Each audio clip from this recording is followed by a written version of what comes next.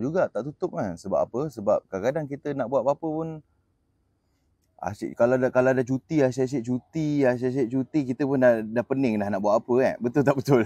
Asyik-asyik cuti, kita pun dah pening kepala nak buat apa ni cuti ni, nak buat apa cuti ni.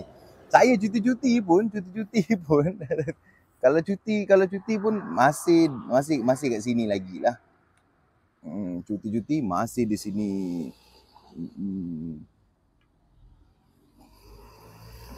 Hai, Assalamualaikum semua. Sihat-sihat ke? Wah, Assalamualaikum semua. Semua sihat-sihat lah. Sihat-sihat belaka. Alhamdulillah sihat-sihat semua. Yang mana yang belum kenal saya Kalbat. Saya di Gudang Bos Ijan, saya diberi nama Kalbat. Dia dekat sini dia macam-macam jenis nama ada. Kita ada